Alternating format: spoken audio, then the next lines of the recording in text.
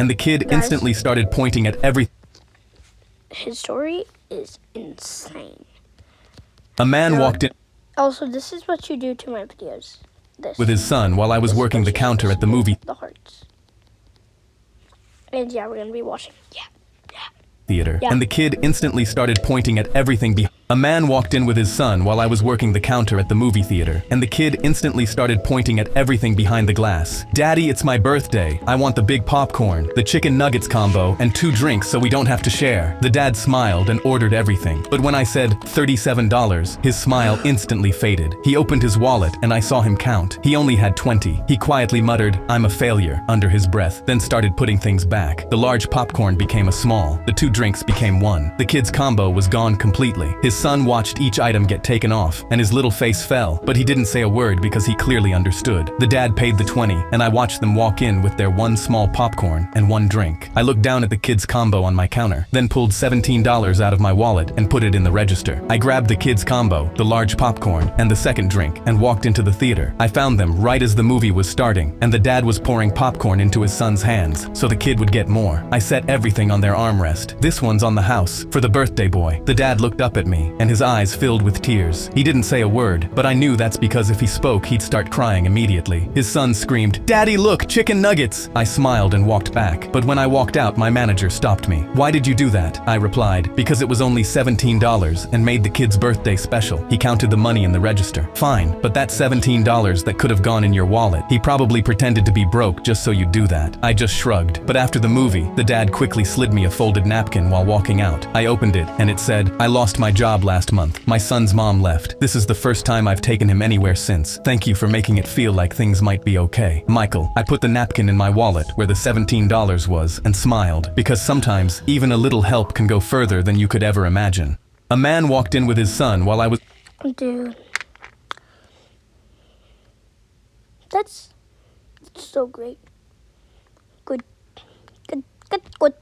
I was at a boxing tournament and landed 1 final punch, waiting to win the title belt I'd wanted my whole life. The ref shouted, "We have a new champion," and raised my glove, but before I could grab the belt, Jason, the champ who'd won 5 years straight, lunged at it. "That should be mine." I pushed it away from him, and he smiled. A real champ doesn't get handed the belt, he takes it. I didn't know what he meant until he dropped to the canvas, clutched his lower back and screamed, "He injured me! I can't feel my legs!" The whole arena gasped as the ref rushed over. Jason let out a big sob. "Winning is how I feed my family, and now I'll never fight again." I wasn't sure if he was lying, but then he slapped at his own legs, screaming he couldn't feel a thing. So the ref waved frantically, "Get a medic out here now!" The crowd booed me for paralyzing a legend. Jason reached out a shaking hand. "Please, just let me have this win. That belt is the only way I can provide for my kids." The ref knelt beside him, then looked up at me. "A real champion would give it to him. Are you really going to take everything from a man who can't walk?" Everyone turned to me, waiting, and I knew if I said no, I'd be the cruelest sore loser alive. So with my heart pounding, I placed the belt in Jason's hands. The second it touched his palms, his tears stopped, and a grin spread across his face as he raised it high to a roaring crowd. But giving him that belt was the best thing I could have done, because right then, the medic sprinted into the ring. Jason's grin vanished. "Wait, I'm okay now. I don't need a doctor. Just let me celebrate." But the medic knelt and pulled out a reflex hammer. "If you can't feel your legs, we have to check. Hold still." The arena went silent as he tapped Jason's knee, and his leg kicked straight into the air. The medic looked up. "He's not paralyzed. His leg's fine." The crowd started booing, but Jason grabbed the belt and scrambled up to run, but his foot caught the rope and he slammed onto his back with a loud crack. He screamed that he couldn't move, but this time nobody believed him. The belt rolled to my feet, so I picked it up and stood over him. A real champ doesn't get handed the belt. He takes it. So get up and take it from me. He couldn't.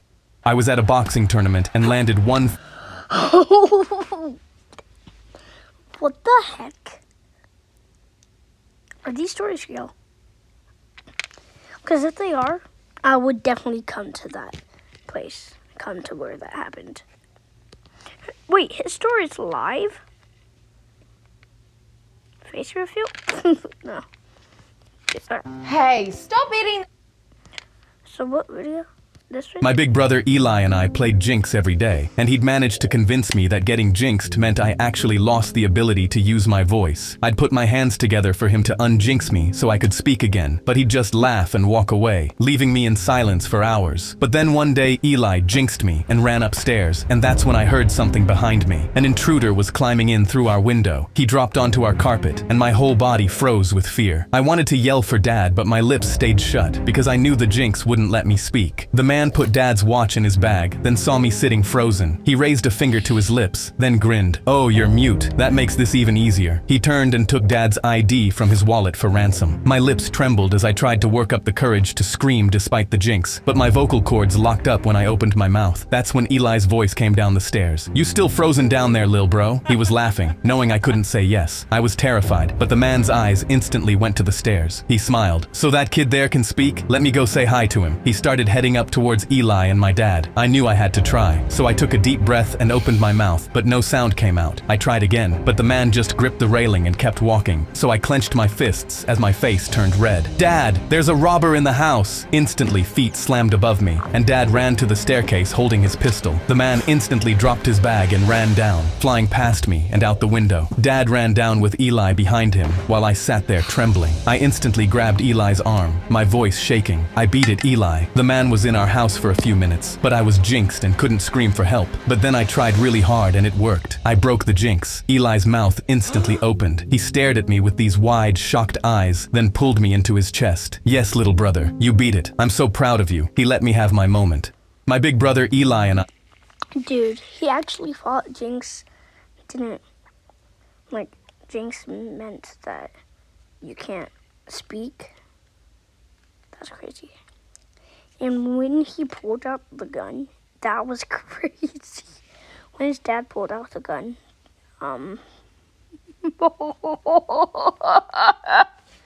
I was walking toward my favorite spot out on the city pier when I heard the breaking boards beneath my feet. Then, with a sound like a volcanic eruption, the entire left side of the pier collapsed at an angle, sending everyone stumbling, including me. Great, I thought. First I get fired and now this. What else could go wrong today? I guess I spoke too soon. While everyone else on the pier was able to maintain their footing, I went right over the guardrail and onto the beach 30 feet below. As I fell, I just prayed the sand was soft enough that I'd survive. When I opened my eyes, I assumed I was dead. I was still on the beach, but standing over me was the ghost of my father, who died more than 3 years ago. I stood up and looked myself over. I was still flesh and blood, still very much alive. I suppose I had to be hallucinating my dad's ghost. It made sense. I was fired from the engineering firm that he helped build from the ground up, so of course I felt like a failure. Then I heard another crack and the entire pier came down a few more inches, followed by a new round of panicked screams from above. The ghost pointed to the problem, a failing support beam. If a total collapse happened, people could die. Then he pointed at the driftwood lying around the beach. When I was a kid, me and my dad would collect driftwood to build castles. Little did I know, these were my first lessons in how to build things, so that eventually I could take over the family business. Suddenly, my engineer brain took over, and everything made sense. I knew what had to happen. I collected as many logs as I could find along the beach and lined them up along the broken beam. Then I took off my belt and cinched it around the group of logs. I pulled the strap on that belt as hard as my muscles would physically allow, and suddenly the beam snapped back into place. The pier was once again level, and the people on it were safe. I looked back at the ghost of my father. He simply put his hand over his heart, and then dissolved into the darkness. When I got back to the pier, I was hailed as a hero. I went on to start my own engineering firm, and have been #1 in town ever since. Oh, yeah. Oh my... Me and my younger brother... That... Yo, he saved, like, thousands of people's lives. Right there. Or was he dead or not? Because how would he see his father? But if he was dead and it was a ghost. America?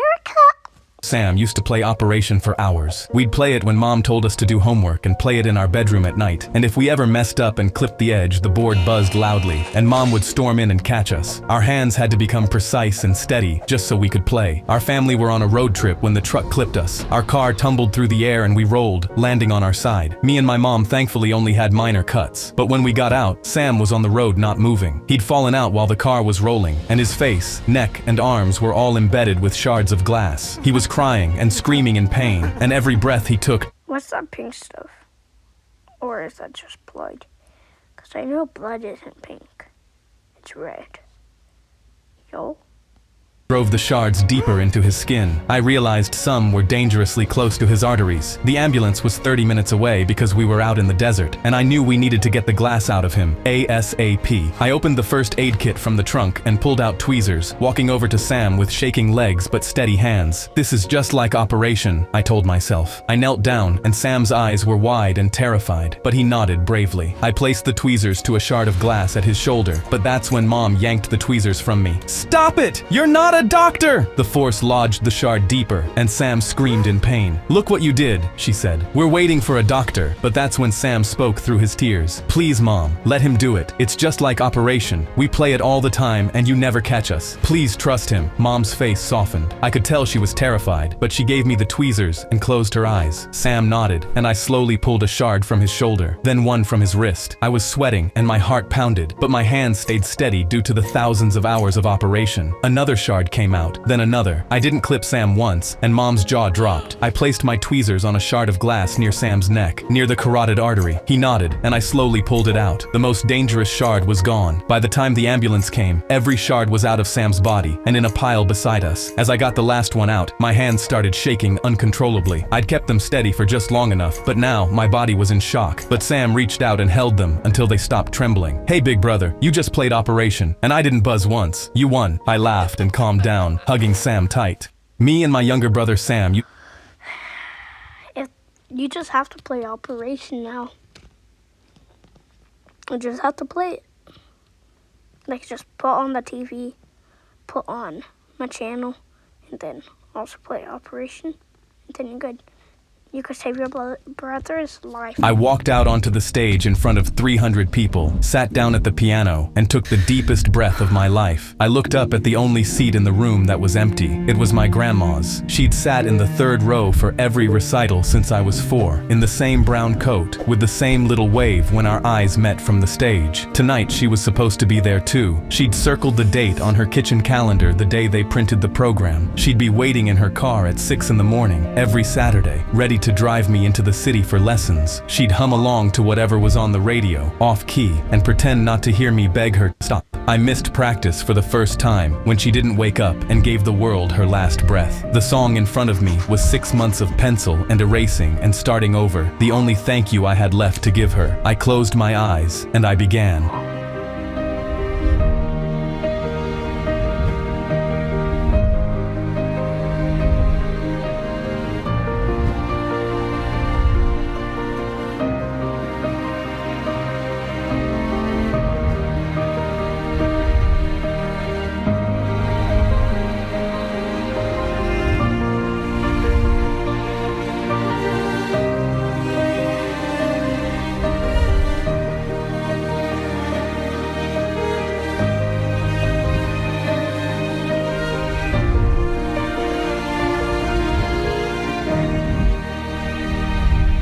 I lifted my hands off the keys, and the hall didn't make a sound. Not for a long time. Somewhere in the back, a woman was crying. The host walked to the mic to call up the next girl, but she was already in the front row shaking her head. She knew there was nothing left to play. I walked down off the stage. I walked past the rows of people who'd never met her, and I sat down in her seat. I dragged my sleeve across my face. The third row was full now. I hope you heard it, Grandma.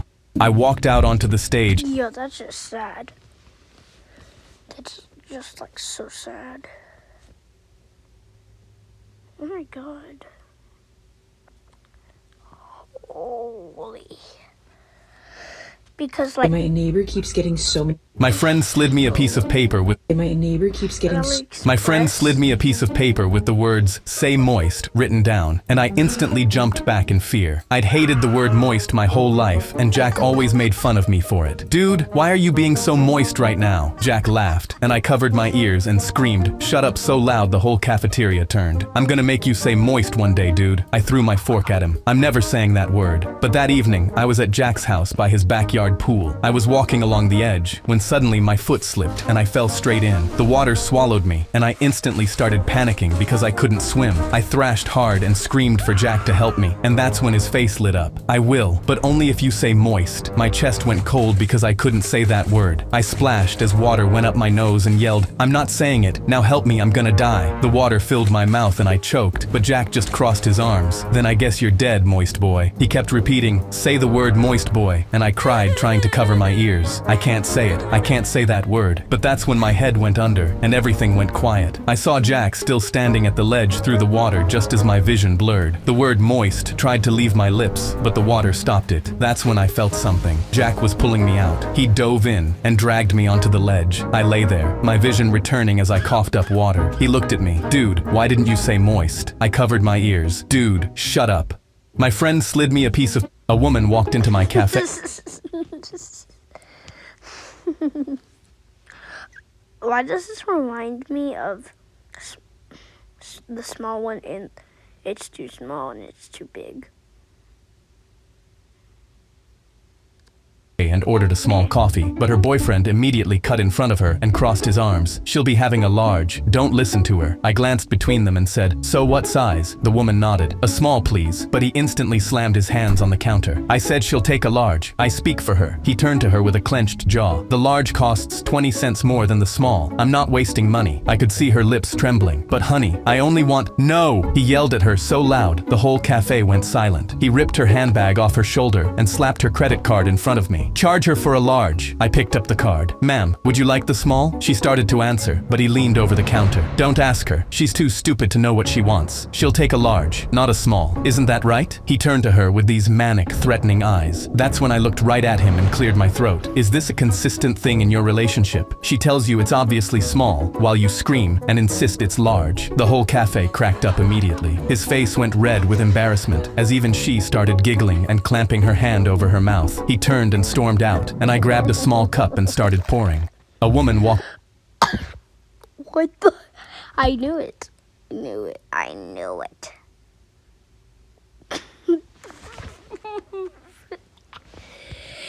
Dude.